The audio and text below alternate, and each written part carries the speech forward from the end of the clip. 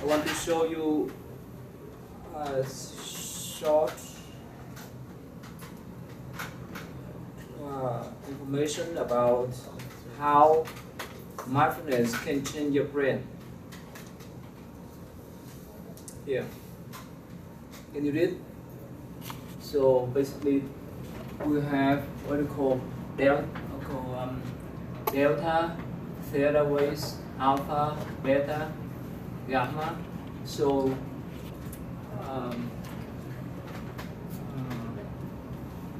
during the successful, can you read? Meditation, the subject typically start off with high beta here, and then experiences more alpha and so forth. So that's the thing that they capture with the MRI. You know MRI, right? They scan the brain. They see the brain changing or expanding. Now they call the neuroplasticity. That means the brain is expanding if you do meditation. And for the elderly people, what happens? The brain sinking. So, but regardless of the age, if you do meditation, the brain will be expanding, and your gray area, you know the gray area, will be increased too. There's all kind of benefits of doing meditation, especially with your brain here, and it helps you to lower blood pressure, cholesterol, and so forth, heart disease, and so forth.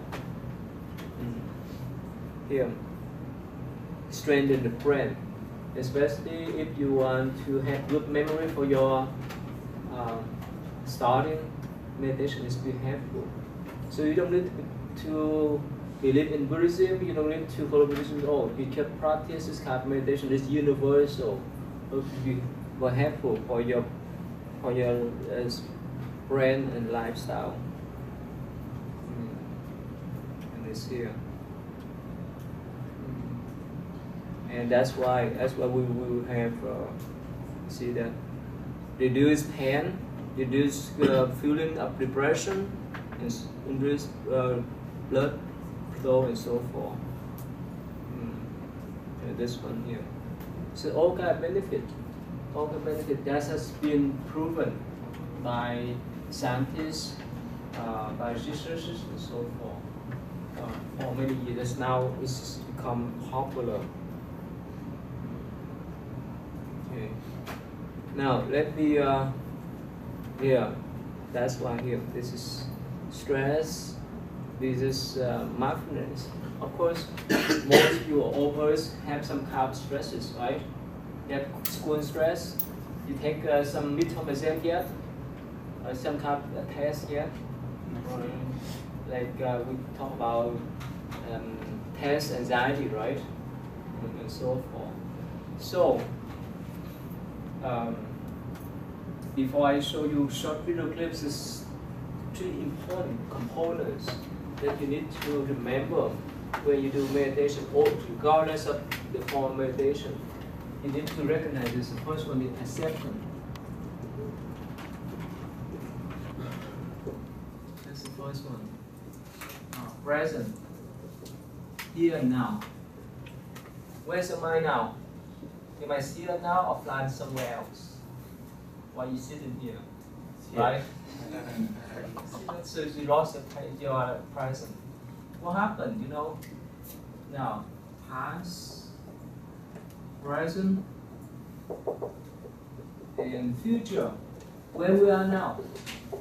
Tell me where we are now. Present. Where? Present. No, it's now we're in the future. Yeah, you go to future. Travel, games, whatever. Okay. And you read something in the past, right? We lost the present. That's what stresses out. You think about, oh, tomorrow or sometime this week we have a test. You lost your present. When we're done with this class, we cannot get back. Yes, sir? I was told that depression is too much focus on the past and anxiety is too much focus on the future. Yeah.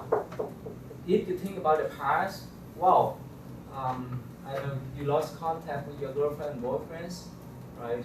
And you have you done something mistakenly and you want to get back but can't. So that our mind most of the time we swim between past and future, not here. That's why we get lost. That's why we're so stressed out. Because worries all captains, right? Our jobs, our pets, our friendship, and so forth will be lost. That's why. Acceptance is important. This encounter back what? Fight or flight. When we accept it, so let's say if someone gives you a gift, if you just accept in a natural way, you're more peaceful. Is that right? Regardless of the gift, regardless of things that they give to you, if you just accept it, you're more peaceful. If you go against us, oh, I don't want your book, I don't want your ring, and so forth, it creates some kind of irritation or impatience and so forth. And the last one is non-judgmental. Non-judgmental, how to spell? Huh?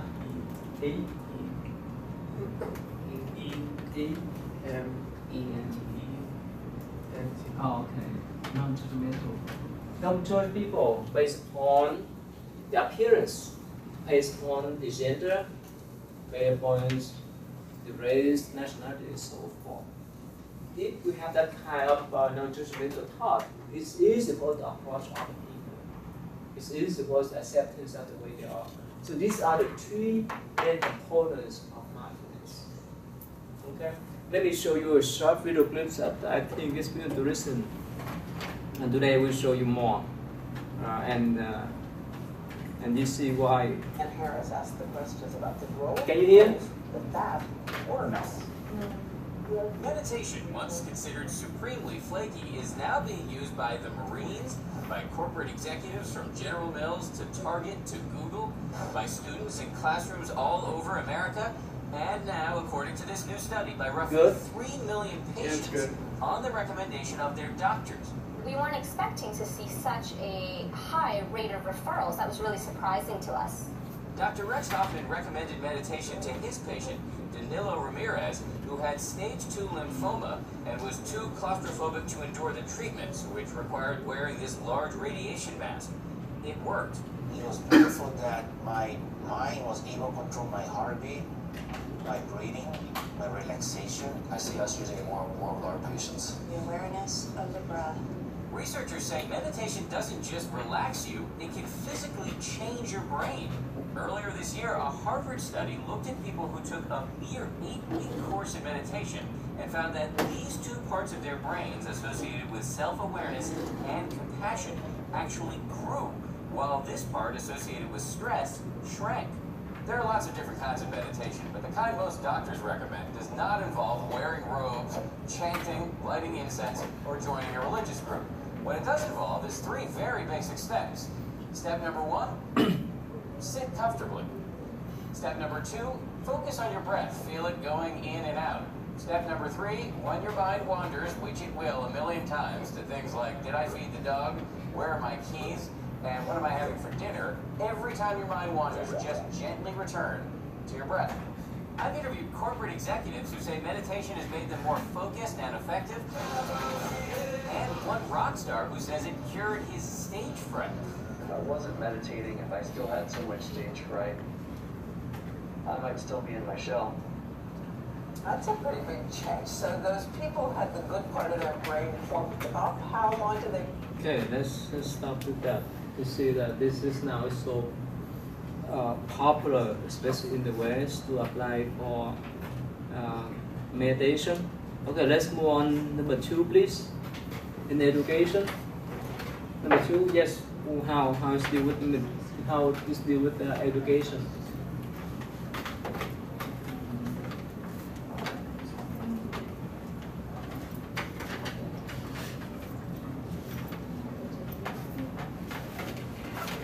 So from your notes, I'm just going to list the techniques that you said that could be used in the classroom. It's observe your thoughts and feelings as you breathe and acknowledge them. Another way is to observe your breath. Breathe in, I am, and when you breathe out, peace. And you repeat repeat that several times. You can also count to 2 as you breathe, hold your breath for 2 counts, and release the breath for another 2 counts and repeat. There was also a video, a body scan video on YouTube that you can watch and use the techniques in the classroom. It's like a guided meditation almost. Quiets the body and the mind, placing awareness around each part of the body. You can also have students practice mindful eating. So instead of just scarfing down, take time, like with each bite, it should take you about a full minute to acknowledge the texture and the taste and the smell. Another thing was the mindful walking. When you're walking, notice your steps and how your feet and like the muscles you're using to walk and the sensations you feel as you walk. Another one was, you can stand in a circle and students pass an object that needs to have attention on. The mindful work and reading, have students focus on the work presented to them. You can ring a bell to begin, and when the exercise is over, you can ring a bell again. That's about it for the techniques that we listed. Who's in education major? No? No one here? Want to be teachers? I'm going to be a teacher, but I'm not majoring in education. Oh, you do? Yeah, but I'm not doing an education program here. Oh, really? Where is that? It's more expensive to do it through school than to do your alternative certification. Oh, really? Yeah, and I want to minor in other things. Oh, really? In debate between anthropology and history. So to be a high school teacher? Mm-hmm. So they have the program here, right? You say it's expensive? It's not, it's just expensive. It's like, it's just paying for the classes, because you can just go do your certification outside of school. Oh. So it's kind of like going through high school versus getting a GED. Does that make sense? Oh. Yeah. Yeah, like, Yes. I know for music teachers, all you gotta do is just do that one test, and then you're certified to teach in high schools or what have you. Oh, really? Oh, actually, you too? You are in education? Yeah, well, I want to teach English as a foreign language, so I would need to get my, what is it, TABC, it's TEFL. Oh, ESL. Yes, popular in China, in Vietnam, Japan, and so forth. You get the certificate, right? Yeah, yeah. Anyway, so as a teacher, especially high school, or middle, or elementary teachers, you have a lot of challenge I mean, that your student, your youngest student may give you a lot of challenges, right? Because they they have so much energy to move around, to jump up and down, and so forth.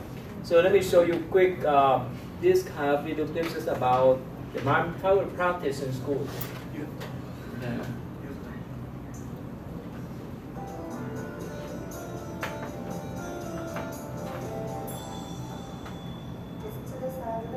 Fades away.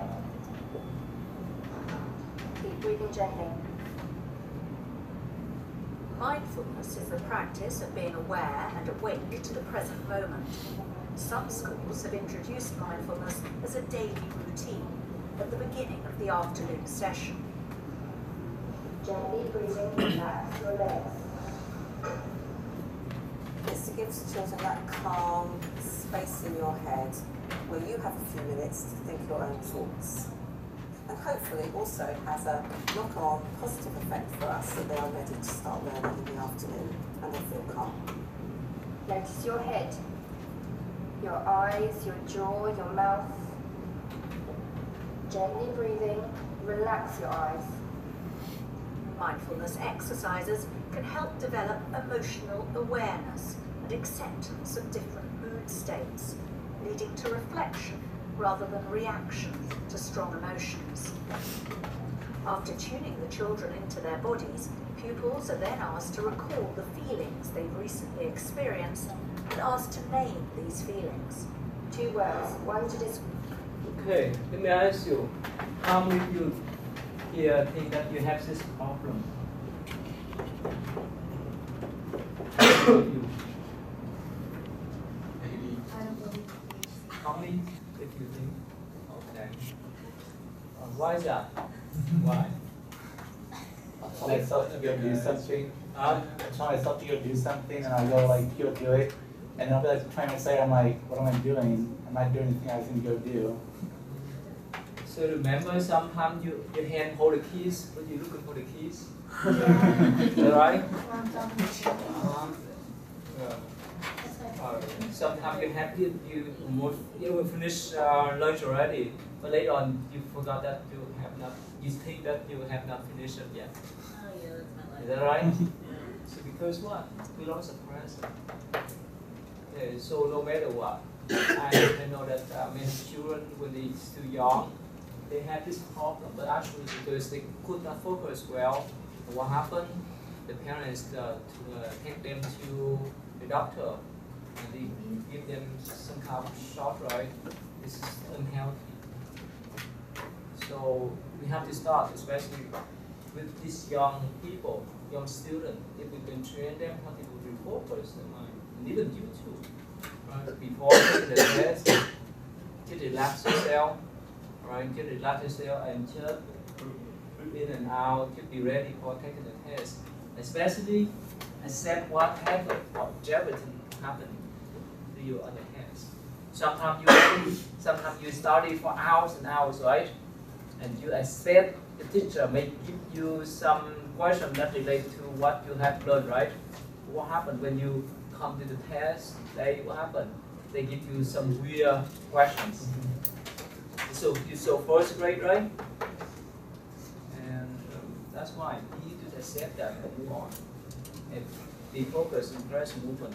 Really focus on the test. If you miss out one, you will miss others. Most of you, all of you have taken ACT or SAT before you came here, right? It's really challenging. So again, I think this is a general term. As much you refocus your mind, you will have this kind of problem. Okay? All right, let's move on to number 3, please. Which number is number 3? Yeah, go ahead. So we had mindfulness in healthcare. Yes. What we applied to do was, well, we know with mindfulness, we practice mindfulness and meditate, things like that. It reduces stress, like you said. It increases blood flow, so it has a lot of actual benefits that you can see. And the way that applies to healthcare is that it can act as a way of therapy. It can prevent or help to prevent illnesses such as like heart disease or things like that that are caused by stress.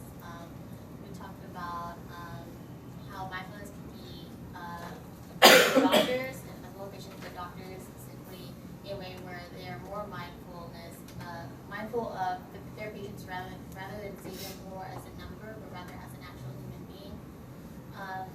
But mainly, I would say mindfulness can be applied to stress, but also helping people with their everyday lives, and also in extreme cases such as like military, where they're also training in their mental ability as well as their physical nowadays, just because they feel like it's important once they're out there and they're in the field. Who's in the major here? Pre-med major? You do? You go to medical school? Which one? I'll apply next year. You're junior now? I'm a senior. Oh, senior, okay. You need to take MCAT, MCAT, right? You done this or not? You're working on it. So, you specialize in anything yet? I want to become a family doctor. General doctor. This is good. To be a doctor or even nurses, it's so important. You do? Yeah. You senior or junior? I'm a junior. So you have to be compassionate towards the patient and be patient. You have to have patience in order to deal with patient. I work as a nurse assistant now at the hospital. Yeah. That's great. And have to be present too. What happens if you give the wrong medicine? It depends on the medicine. Can? It does depend. Some will kill him, some won't. Well, I heard many stories. But you scan them now, so it's almost impossible. Almost. Okay. Alright. So yeah, I heard in the past many stories that not the doctor but the nurses, especially in the emergency room, they get strong medicine. This is kill the patients. So you have to be present most of the time. Suicide? Huh? Like assisted suicide? What's that? Assisted suicide? Except it wasn't intentional. Wrong medicine. Yeah. No, without, I mean, unintentionally. Oh, okay. Yeah. So that's why as a doctor, what happens if you prescribe the wrong one? They may sue you. And especially in this country, depends on the state. I know some Vietnamese doctor, they say that depends on the state. They have to buy the malpractice insurance. Yeah. It's still high.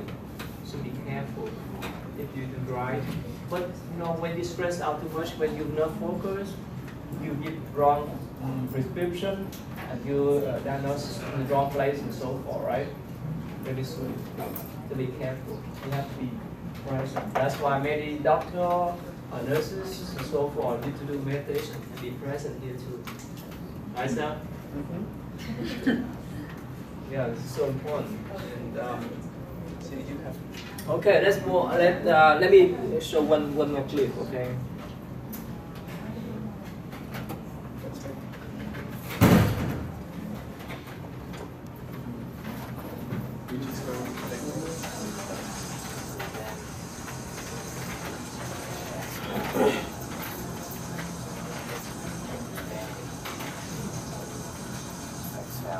While listening to the tranquil sounds of the rainforest, Dr. John Bookmar takes a moment every morning to focus on his breathing during his commute to work at Lenox Hill Hospital.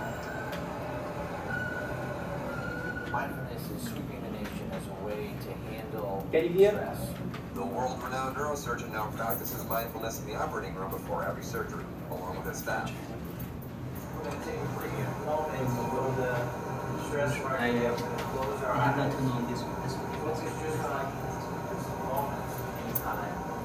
The mindful moment is an opportunity for surgeons, nurses, clinicians to live moment to moment without the stress of reflection on memory or looking and fearing the future, but really being in tune with yourself, being in tune with your breathing as a way to generate calm. Definitely something I've never done before. Didn't really know how I'd react to it, and kind of laughed at it at first. But then, after we did it for the first time, we had this amazing, calming feeling over the entire room, which is something that really changes your. You heard some story that the surgeon left some knives and scissors inside the patient, right? Yeah. Yeah. Okay, so be careful. If you're not patient, if you're not present, right? If you don't pay attention, you may live there, and this may be harmful for the patient. Okay, so the next one, please. What's number 4? Yes, sir. What's number 4?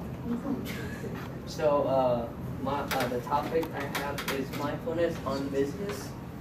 So, who is business major here? Only you? Oh, okay. You have. Do you want to open the store or run Google store or Apple store? No, I'm doing business in pre-med. So, Pre-med? Yes. So finance is like a backup plan. I'm not doing. Okay, go ahead, sir. Alright, so a lot of research have been done in Harvard University and a lot of big universities in the United States to figure out that mindfulness can help a lot of business people. And they start converting a lot of teaching, they start switching a lot of teaching and start teaching business students to be more mindfulness in what they're doing because they can stay focused in what they're doing, like making good choices, make clear choices, like because when you are a manager or when you are like CEO or CFO, you have to make decisions. So you have to focus on the problem you have right now instead of blaming on other, and then make the right decision for the company to move onward. So that is one thing that being argued. And then Another thing is that when you stay mindfulness in what you do in business, you can exclude all the unnecessary thinking during your work, and you can focus and do more effectively. And another thing is that keep emotional stability. I call it emotional stability, because emotional stability can affect, because anger or like anxiety can like affect the environment you work with and like harm other people around you in business. So most of you are working now, right? Any one of you work in the big company? Which one? I work at Allstate Insurance. Allstate Insurance. Okay. Have a big company? Yes. Where you I work? work at the Methodist Hospital. Okay. It's a Fortune 500 company. Oh, okay. Oh, wow. That's. Oh, what do you do? I work at Humane Refugee Services. I help people who leave Really? out in the city Oh, of you Houston. work for refugee? Refugee Services. Oh, really? Thanks. Is it like cabinet refugees? No, it's just a non-profit organization. Oh, okay. How about others? You work in the big 500 Fortune company? Perfect. No? So how do you deal with your supervisor? Is he tough? He's awesome. Awesome? She's great. How you deal with your coworker? Huh? Sometimes it's problem, right? Are you anyone of you here supervisor? You do? What do you do? Well, huh? I'm a restaurant manager. Oh, wow. Okay. Which one? They can go to your restaurant then? Beltway and I-10. Oh, really? What's the name? Which one? Papacitos on Beltway and I-10. Oh, that's fine. What's about? What's in special? It's expensive, yes. No, you have any special menu? Special dishes? Special dishes. We're famous for our fajitas and margaritas. My favorite there is a salmon and crab cake. Oh, really? Yeah. You run the whole restaurant? Yeah. How many employees do you have? On a given shift, I take servers, bartenders, bussers, hostesses, about 50 people. 15 of them? 50. 50 employees? Wow. So you hire and fire some of them? Sometimes. Oh, okay. Good. Is this your family business or that's? No, it's Papa's is a big restaurant company. How are you, sir? You a manager, a supervisor? Which one? At the climbing wall at the rec center. The climbing wall, where's that? It's at the recreation center. Right Here? Here, yeah. Oh, does you got supervisor? Wow. Is that here in the school? What do you do there? Two other employees. Only two. Wow. Well, you're so handful, right? You take care of 50 of them? Yeah, I mean, like on a given shift, I'm in charge of making sure they're all where they are. But I'm the busser manager, so I have about 25 bussers. Wow, it's stressful for you? Huh? It's stressful to take care of them? Yeah, a little bit. Maybe what happens if they're lazy? They're not Behind? lazy. They just have a lot to learn. You have to have some type of mindfulness or even compassion toward them, right? Okay, that's good.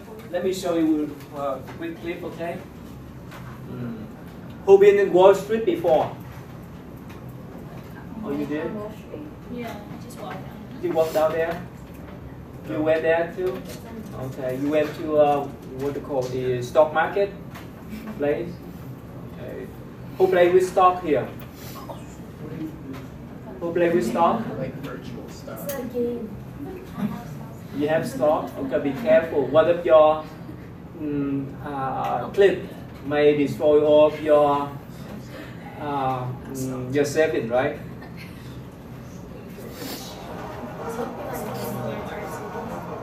You can have stock in Plumber. It was $20 a share.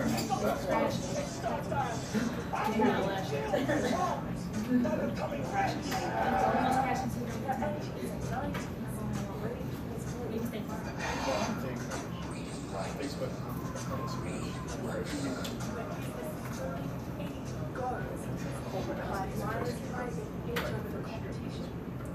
A new generation of business leaders is leaving behind that ethos to favour meditation and mindfulness. You want to be better leaders, and mindfulness is one part to do that. It's a word that's being used increasingly in the boardrooms of the world's top corporations. Mindfulness is really just the practice of bringing more self-awareness to everyday life. So whether it's through meditation or just taking a pause and deep breath before reacting, just being more aware of where you are in your life experience. This week in Sydney, leaders from organisations like Facebook, Virgin Australia and Origin Energy met at the Mindful Leadership Conference. They see mindfulness as key to countering long hours, stress and near constant connectivity in our digital world. It's allowed me to deal with juggling, pressure and stress. It means I don't react in the moment when I'm under a lot of pressure. According to neuroscientists, meditation can lower stress hormones and increase the body's immune response. Meditators also have better memories, increased focus, and are able to free up more space for creativity. For Origin Energy CEO Gordon Cairns, the practice of mindfulness completely transformed his life. Something in which equate mindful rediscovery. I was usually competitive internally, I was very aggressive. You see that they say that in the 20th century they have all kind of competition, right? They encourage employees to do multitask. This means to do many things at times. But now in this century, everyone calm down. We know the benefit of meditation. Alright, so if your boss assigns you to do one thing at a time, you may be more successful. So how about you? You are supervisor or manager, so how many tasks, how many jobs do you assign to your employees, per employees? Many, one job per employees, or one employee take care of everything? I tell people what to do. I tell people what to do all day. I tell them like one thing to do at a time. I don't give them like a list of 5 things. I'm not like, hey, go do this, this, and this. I'm like, hey, after you do that, can you get that done? It's not like a... So you have the assistant manager? Someone assists you? There's usually like 2 managers working at the same time. There's no assistant. If you could not know how to handle this stress. Yeah. So let's say in business they have a lot of competition. When you calm your mind, how could you deal with competition then? What do you think? You and business major, do they talk about that? Yeah. How could you deal with people, especially in the market, in the competition? You have to be really aggressive. Aggressive? Okay. But how would you be aggressive when you're like... When you calm your mind? Yes. I don't understand. I learned from the book called How to Win Friends and Influence People by Dale Carnegie, and he was saying that like being like I can relate it to being mindful is that like to let them talk and you listen, and afterward you can lead them the way you want it to be. So that is how I would deal with that situation. How to win friends and influence. So, and when you run handicap business here, no, most of you work for other people. I run my side. What's that? I run my side business. Like side business? Like the south side. Alright. I'm like kind of like the little CEO of myself, so building it up slowly. Well, if you have the clarity in your mind, if you focus your mind, you can compete with other people. You take times. Of you, lady, I focus on you because you are a manager. So you have a lot of competition in the area. Competition? No. No? Huh?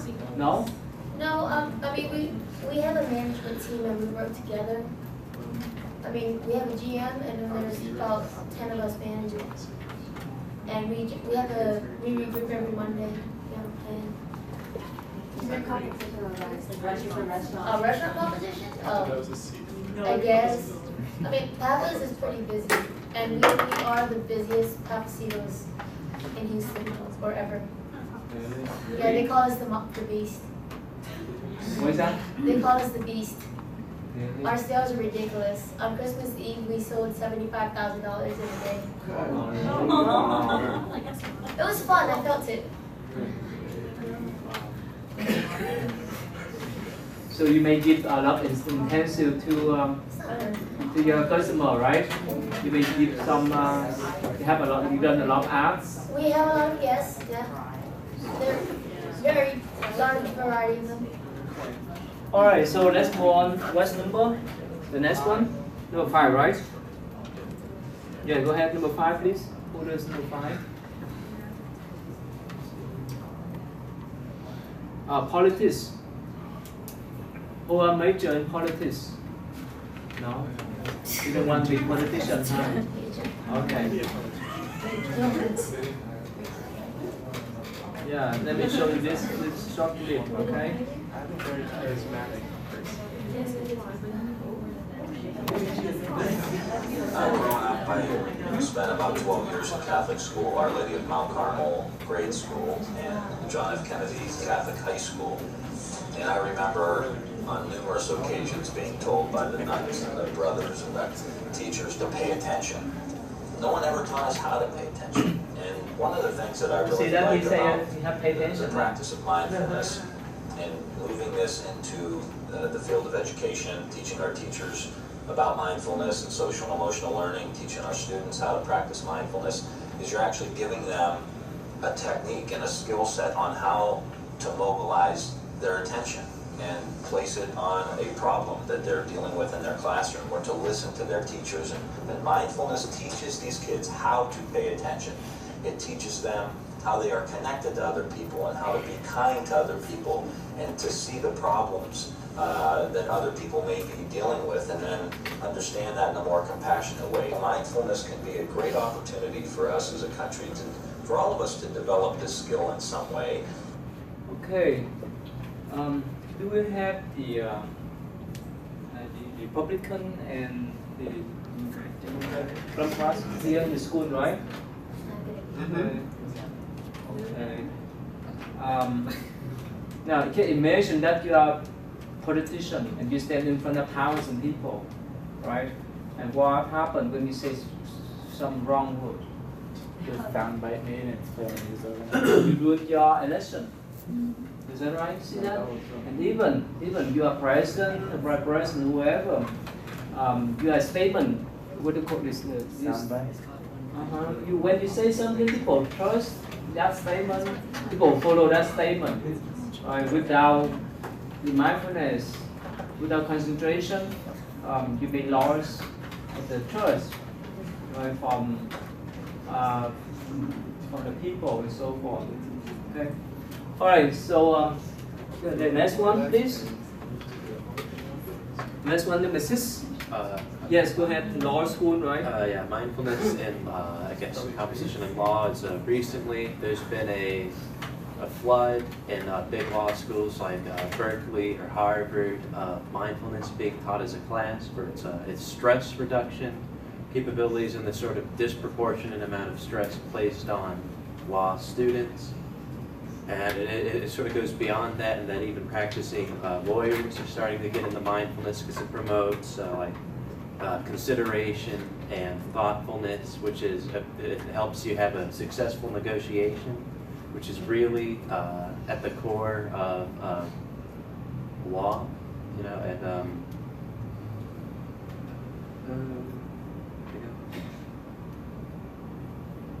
sort of it promotes like awareness of intentions and focus, which is an important thing to have for people who will have other people, you know, their lives in their hands for prosecution and defense and stuff like that.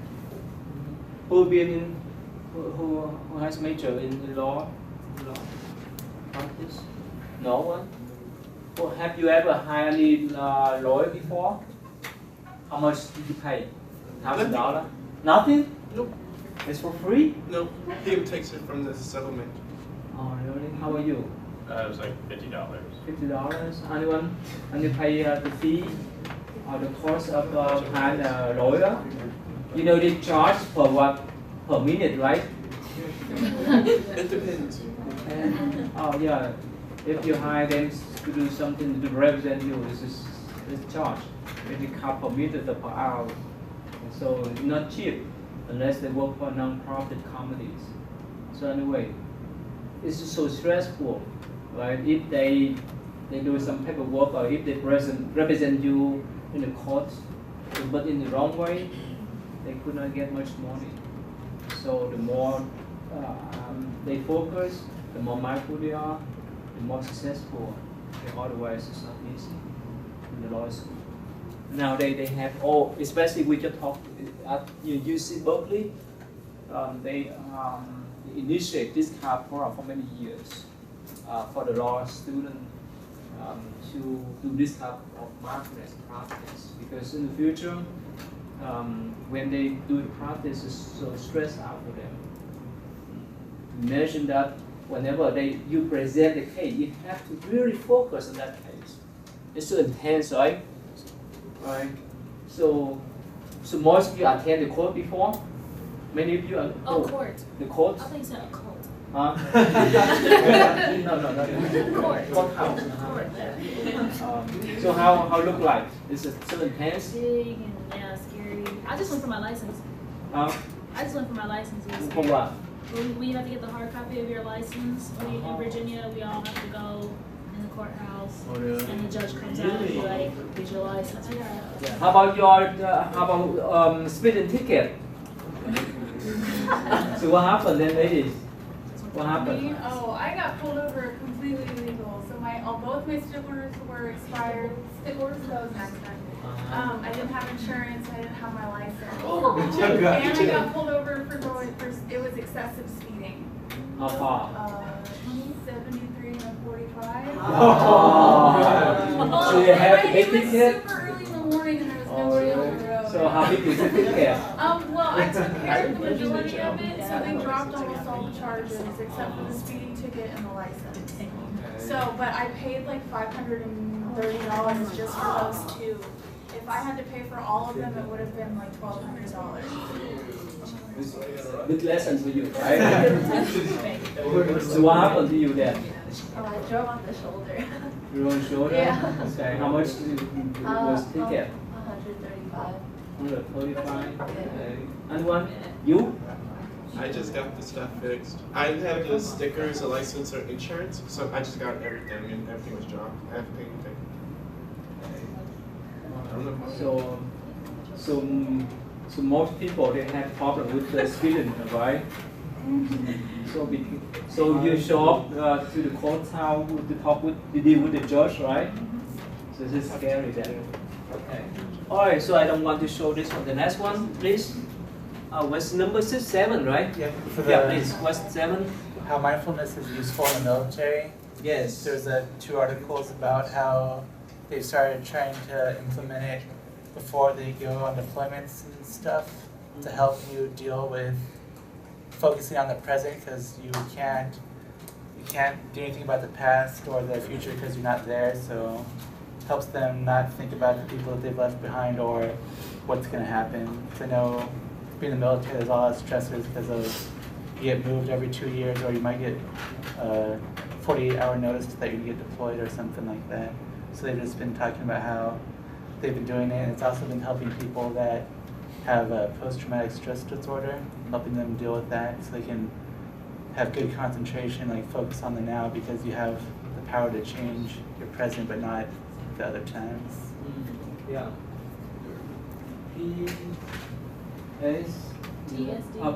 PTSD, right? PTSD. Post-trauma stress disorder. Who been in service before? Oh, no. Okay. You did? How many years? 7 years active, and now I'm 5 years reserve. Or you still now? You still doing now? Air Force. You flew? No. One of the officers fly, the enlisted they don't usually fly. Oh, really? It's like the big misconception. I did computers and radios. Here in the States, or they send you to Iraq? I did in England, in Japan, and California. But I was in Intel most of the time, so you don't usually get deployed, so I got lucky that way. I volunteered, but they said, no, we need you here. I was like... Wow. On the weekend, I flew to New Jersey to do the special function for the Buddhist student over there, and I met one guy. He's now a senior in high school, and he said that he withdraw with this special force. You know what's in special force? It's pretty stressful. You don't know? You know special? Huh? We never see. Huh? People we never see. Yeah. Can you explain for that what's the special force people? Well, it depends on like what branch, but usually like the Army. top tier, hardcore combat people. Yeah, and I told him that, well, be careful. When you go there, either you kill other people or other people may kill you. And he say, I'm not Buddhist. I don't follow Buddhism, so no problem. That's your karma. You see? So, but still in the when you do in the service, right? Especially in battlefield, you have to be mindful. People may shoot you, or you may shoot other people, and that's what they told us. But still, one of your mistakes may cost your life. Is that right? Okay, let me show you short one. Maybe 1, 2. Okay, this one they have the migratory training for the soldier at the military university. For Norwich, we've always worried about the whole person. Because in battle and in leadership positions in the United States military, you have to be a whole person. And so we've always concentrated not only making you very smart, making you very strong, making you a great leader, an ethical leader. I think that TM will provide us another whole dimension of integrating all of that, improving my performance in all of those domains. And I haven't found anything else that can do that yet. Last semester I had a pretty heavy course load, as well as being cadre for a platoon. So, having 27 recruits that are under my command, and, trying to lead them, as well as balancing my academics. And I was tired all the time. My muscles were tired, my mind was tired. I was beginning to fall asleep in class. And I started meditating, and I started noticing the difference right away. Became more alert, and when I meditated, my body became more relaxed. I actually feel my muscles being relaxed. My mind was rejuvenated after every time. And that semester, I got the highest GPA I've ever got with 23 credits, the biggest course load I've ever taken, with 2 seminar classes. I got 3.47 GPA. One of the biggest differences I've noticed between my platoon and some of the other platoons is we're more professional, we're more locked on, we're not joking around, they're not breaking their bearing, they're keeping that 1,000-mile stare. That meditating does make my job a lot easier. I'm not an angry person by nature, don't tell the rooks that, but I don't like yelling at people if I don't have to, but if I can talk to them and get them to do something with just a stern tone, then that's much better for me, and I think it's more effective for them as well. Meditation definitely enhances their ability to essentially comprehend what we're telling them to do. Yeah. So this is as a leader, right? You are officer? I was a staff sergeant. You have how many most I ever had was like 10. Huh? Most I ever had was like 10 troops. 10? That's good. This is easy to manage, right? It's easy, it's just a lot of paperwork, because the Air Force, they love their paperwork, so you have to like write reviews all the time about each troop. Sometimes it's stressful if they don't go follow your orders. Usually, they were pretty good troops, they usually do okay for them. Alright, let's go. Alright, move on to the next one. Number 8, please. It says sport. Folder is number 8. Yes, go ahead, sir. You play sport? Yeah. What was you play, sir? Basketball. Okay. So most of you play sport, right? Yeah. Okay, go ahead, sir. A lot of times when professional athletes perform, it's pretty much equivalent to maybe a doctor performing surgery. And they're always in the moment, and any mistake can lead to something drastic.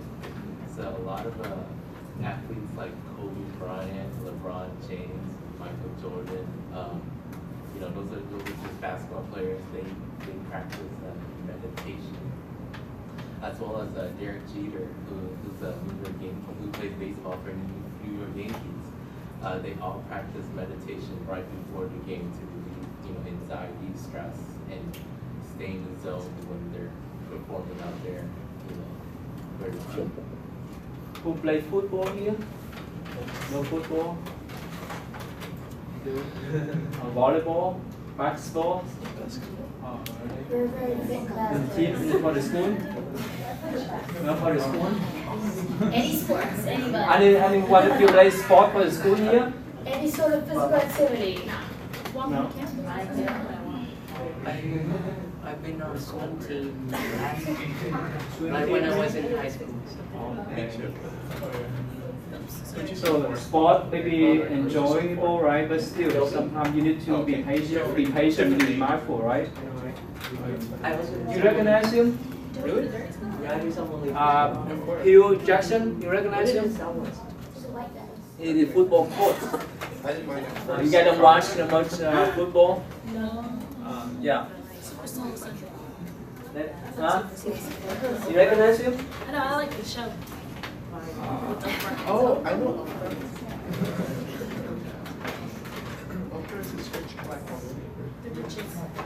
No, she's not the richest.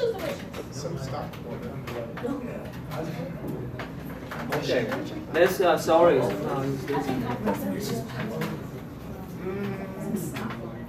No, because like. Okay, let's move on to the next one then. Okay. Okay, but number 9, please. Yes, what's number 9 about? Pretty much, it's like, it's called dhyana, which is like various states of samadhi. That means the state of consciousness, so it pretty much is various states of consciousness.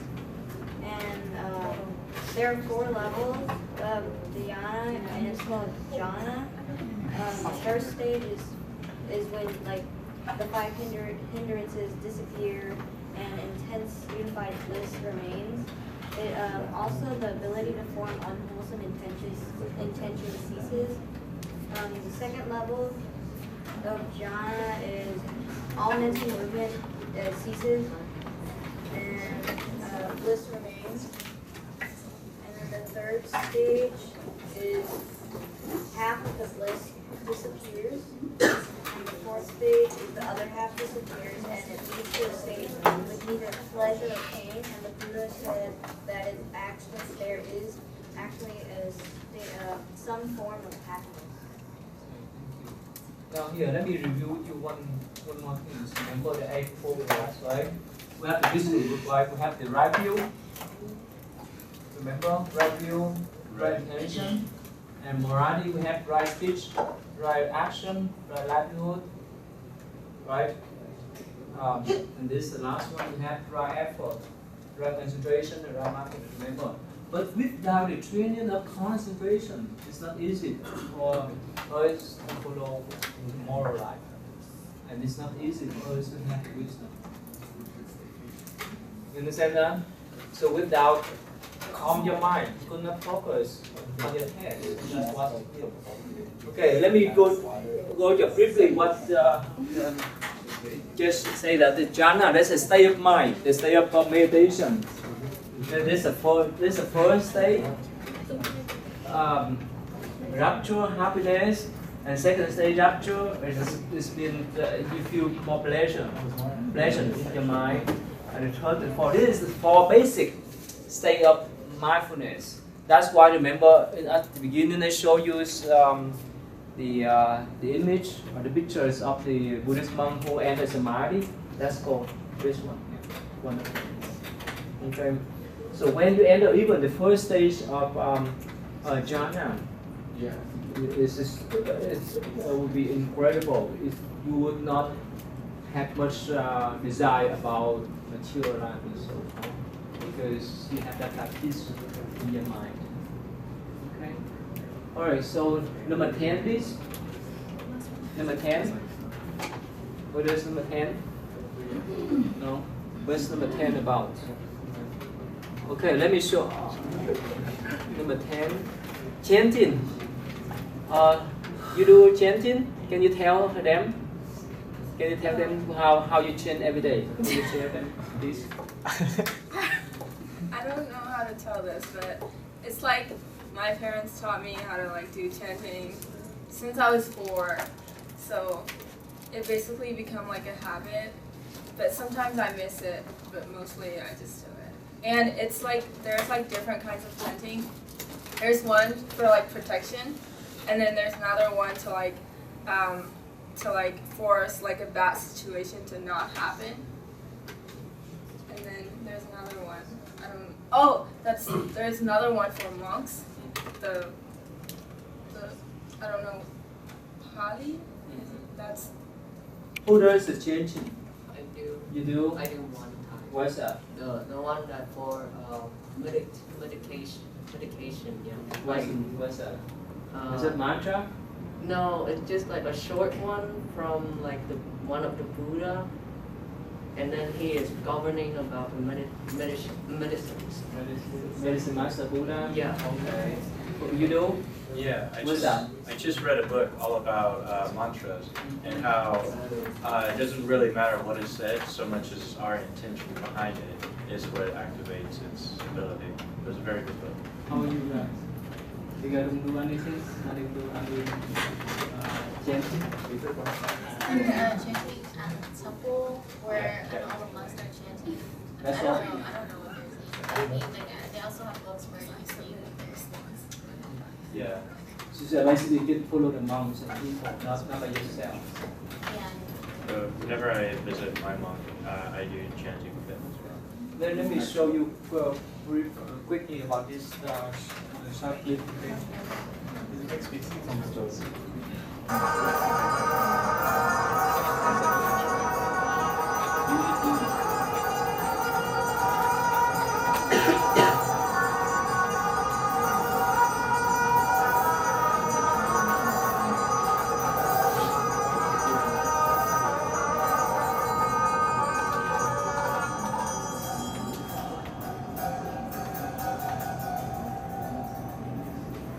Anyway, let me explain to you why we include the chanting as a practice in the Buddhist tradition. You know why? What's the benefit of doing the chanting? Help you focus. Yes. Mindfulness and intention. But when you chant, you may not pay attention on the word yet. You just do the chanting. Why is that? You know why? Okay, this is like the reverse system. Now, while you sit in here, you have a laptop, right?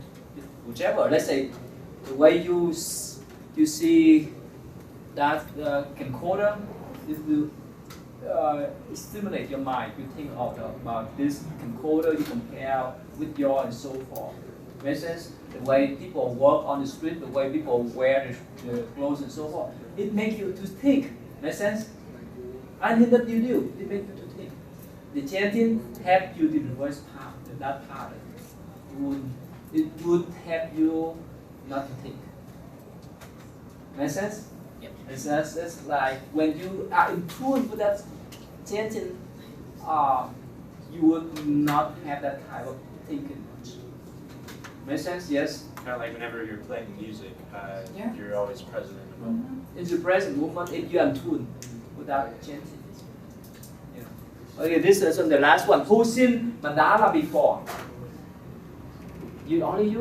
You know the band people? Where is that? Where did you see? Oh, I've seen pictures of them. I haven't seen them. Oh, not the real one yet, huh? So at this school, no one, the band monk coming here to do mandala yet? Oh wow! Probably in future I will invite them to come. Yeah, this is still detail. Let me show you briefly, okay, how they make a mandala. And this is the way.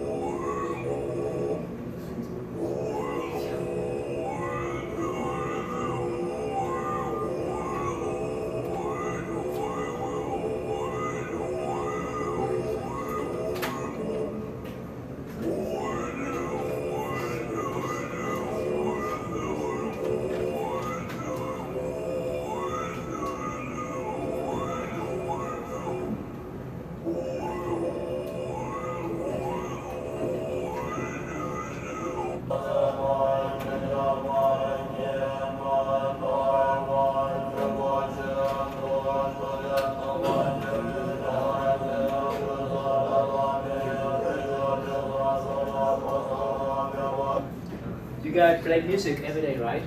Yeah. Music affects your mind a lot, right?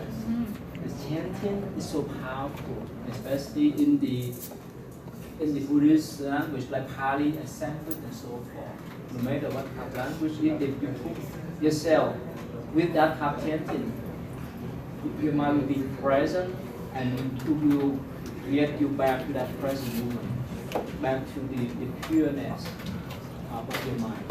Okay, so this is hopefully in the future you will see the Hang Dat, and probably toward the end of the course we study more about the Tibetan traditions. Okay, so if you have not finished up your paper, please try to do so. Okay, so please come up and pick up your topic.